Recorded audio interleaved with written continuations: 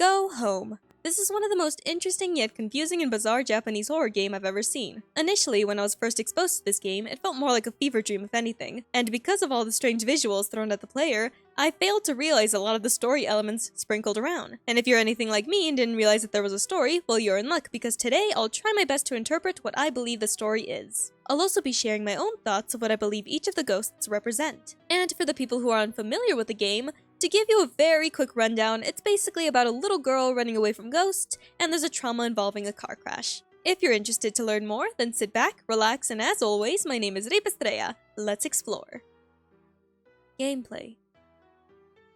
If it wasn't obvious on my transition screen, we're first going to be talking about the gameplay, which means all the events of the game first, before I share my thoughts on what the story is about. So let's jump right to it. When the game opens, we first see a young girl in a kimono praying to a shrine, and she noticeably has a sensor over her face. There was also a torn note that appears on the screen which reads, "I'm separated from my parents and can't find anywhere. I can't help but go home first." Now, I'm assuming these notes are used to express the girl's thoughts, or mainly to give instructions to the player. So with that note, it's clear that the girl and in turn the player need to navigate their way home. Or also the title of the game kind of gives it away, but whatever. Now, if the player fails to check their surroundings correctly, there's a chance you'll face a game over. For example, crossing the road when the light hasn't changed yet could end with a car crashing right into you. Ouch. Clearly, this isn't a safe neighborhood, but it's also a very strange one because apparently the manholes in the middle of the road can be used to teleport around. This especially comes in handy when you're getting chased. Chased by what? Oh my gosh! Run, girl, run! Now I'm grateful you can teleport through those holes. Ugh. After a quick escape from the park and that crazy lady, we find another torn note. In this note, we learn that the girl's home is on the 3rd floor of a yellow apartment building, which means that's where we gotta go. Also, despite briefly escaping that lady, that doesn't mean the girl is completely safe yet. There are still other obstacles in the way that's preventing her from easily finding her apartment. Like this dog, or a body falling on top of the girl before she could even step inside the apartment through the front door. Yikes. Also, oddly enough, there's a chance you'll see a different version of the young girl running on the road, and if you chase after her, you'll change too. The player character will change into a taller woman in a long skirt holding a phone and with shorter hair. This will be important for later. You can try to chase after the young girl, but eventually she'll disappear and you'll return back to normal. Weird. Now, returning back to the yellow apartment building, once you step on the manhole behind the building, it teleports the girl onto the roof. Or you can fly, I don't know. And if you were smart enough to lure the creepy woman far away from the building, it gives the player enough time to run into her apartment without getting caught in the staircase. And once you're inside the home, it seems calm but ominous too, but for now we can assume that we're safe. And while looking around, you'll likely find this drawing. A large woman with arrows instructing where to go, following down the path of their arms. But ignoring that for now, which will be important for later, there's someone standing in the kitchen. Once we get too close, this person jump scares the little girl, but won't kill her. I also believe they're wearing an Oni mask, but they quickly turned back to face the wall, so it was a little hard to tell. Regardless, the little girl ignored that and went to a room with a red piano, which turned off the lights. But be careful and don't get too close to that piano, or else a creature that's jump roping will get ya. I'm not joking. So don't touch that piano and go to a different red piano, which the little girl will go on to play. And while playing, a mysterious person hiding in the shadows will be watching before vanishing once you get too close. We can try to chase after them, but we'll end up getting distracted by the TV turning on. It shows us the news and it talks about a car crash which is noticeably in front of the temple from the beginning of the game. This will be important for later, keep that in mind. Now back to investigating the apartment. The player approaches a painting on the wall which activates piano music, and later we enter a room and discover a mask which we can put on. A note could also be found which reads, "From now on, I have to be a good girl to live. I will always try to smile like I'm happy. I'm sure I can beat the crybaby." We also learn how to attack from this note, and later while investigating another room,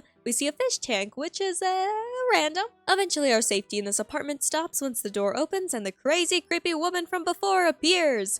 Oh no. Attacking the lady doesn't seem effective, so waiting in the kitchen with the masked person is the better option because the masked person will soon open the door to the apartment, which allows us to escape. Once outside, it's noticeably dark out and we get shown a note. I guess I should have waited for them after all. Let's go back to the shrine. By the way, avoid the roof, just follow the note's instructions, and once the little girl goes downstairs, she suddenly runs into a woman playing the piano. She was playing such beautiful music, but unexpectedly after noticing the girl, she stops and her face warps before suddenly she bends her back unnaturally and begins to chase the girl with her piano, and the music she plays turns more intense. Yikes! The little girl, of course, doesn't want to deal with that and jumps into a manhole in order to teleport, and after teleporting, we get shown another note. In this note, we learn that red manholes can make the girl stuck for a bit, so it's best to avoid those. Also at this point, it's obvious that the girl is getting chased by multiple ghosts, one being the jump roping flesh creature, which we saw before. Ew. Luckily, we can defeat this one by giving it a quick stab.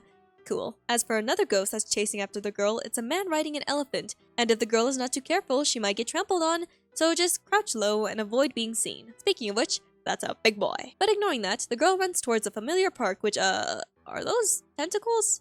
Oh shoot! Boss fight! After landing a few hits, the girl defeats the creature, and everything soon fades to black, and a note appears on the screen which reads, "I just want to go home." Understandable. Once her vision returns, she's suddenly on a long red bridge with jumping fish, which she can just run past. Also, it seems like there's a time limit, because once her surroundings turn red, the bridge will start to collapse, so the girl needs to run. At the end of the bridge is a staircase that leads high up, and once at the top, things will start to get weird. Actually, it's always been weird, but more so. We soon land on the bridge again and run until a piano raises us towards the sky, and suddenly we see a familiar person. Remember when I mentioned that if the player sees another version of themselves and chases after it, they change into a woman with a long dress and short hair? That seems to be her, but her face is gone. This is the thing of my nightmares! Anyways, it seems like this giant ghost is on the phone, and we travel through the holes on her face. Ew! While traveling, the little girl has to be on her toes, ready to jump because the piano will fling her off once it turns upside down. So the girl tries her best to hold on, occasionally getting spooked and needing to avoid getting hit by threats until eventually she gets teleported back to the park. In the park, we see a lot of elephants and a manhole which will teleport us to the roof of the apartment, which then, at that point forward, we see a lot of flashing lights and something crawling out from the ground. Everything's moving so quickly and it's pretty bright that it's hard to describe, but eventually the little girl crawls on the arm of that being, and on the other side, we see a familiar shrine gate. Is she free?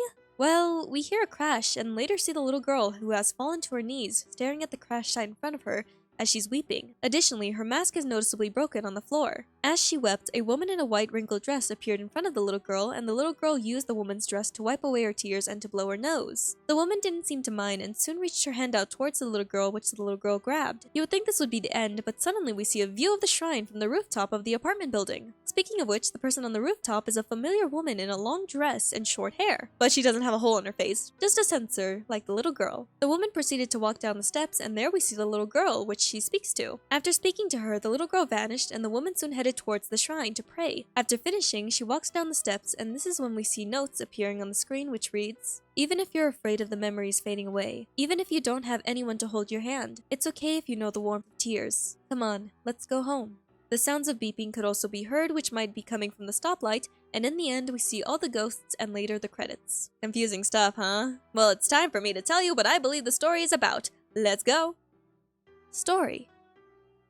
To be honest, there are two wildly different theories about what the story is about. One theory is that the little girl died and she's moving on into the afterlife, while the other theory is that her mother's the one who died and the little girl is learning to grieve. Which one do I believe in more? Honestly, I think the mother being the one who died is what I'm leaning towards the most, but I can see why people believe the other theory too. As for the reason why I believe the mother's the one who died is because of the news that was shown on the TV. I don't know Japanese, but according to people who do, in the news it talks about 2 men and a woman dying from the car accident. This means the 2 drivers died, and the mother, who was likely crossing the road, died as well because she was caught in the middle. But the real tragic thing about this is that the little girl witnessed her mother's death. The little girl likely rushed off ahead of her mother, and the mother, trying to keep up with her daughter, didn't realize the car was quickly approaching, and that's what caused her death. The little girl is now traumatized and needs to deal with grief and acceptance, which is what the game is about. The little girl processing everything, and now that she's older, she's willing to move on. Of course, she can't forget about that day, but she'll continue living. Then there are all of those ghosts, which I believe each of them represent something. The mother was likely a pianist, since in the apartment we see a lot of pianos,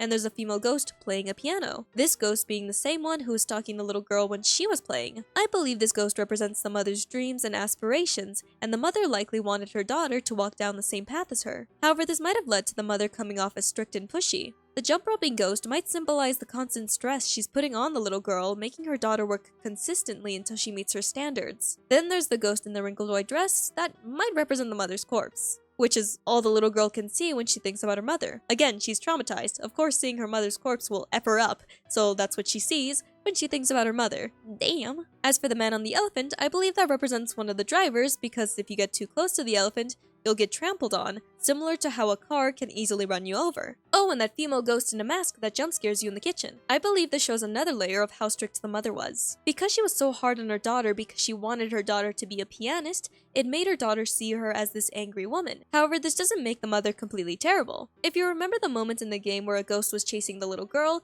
at some point, the masked ghost goes straight towards the door and opens it, which allows the girl to escape. This might mean that the mother was still willing to look after her daughter, to care for her, to let her go outside and have fun, like going to the park, which means she might seem a little, angry on the outside, but she's caring on the inside. Plus, unlike the other ghost, this one doesn't kill you. So deep down, the little girl knows that her mother loves her dearly. Then there's the dog. Honestly, I have nothing on that one. Tell me your theories. Overall, a really cool game that seems like a fever dream, but there's quite a story if you're willing to concentrate on the details. As for the theory about the little girl being the one who died, I believe the reason why people believe this theory is because of the beginning of the game. The first death that many people tend to get is a car running into you. Not only that, but because the whole game feels like a fever dream and you're getting hunted down by these ghosts, it almost feels like the little girl is struggling to go into the afterlife. She's trying to find her way to heaven or something, and she needs to avoid all these obstacles to reach her destination and to be able to allow her spirit to move on. It's an interesting theory, but again, I believe the other one more. So with all of that out of the way, this is GoHome. It's been a while since I made a video on a game, and if you want me to make more videos on other games, feel free to suggest some in the comment section. And as always, my name is Estrella. Don't forget to like, subscribe, do that funny little notification thing, maybe leave a comment, my Twitter, and yeah, I better not catch you dying on me. Goodbye!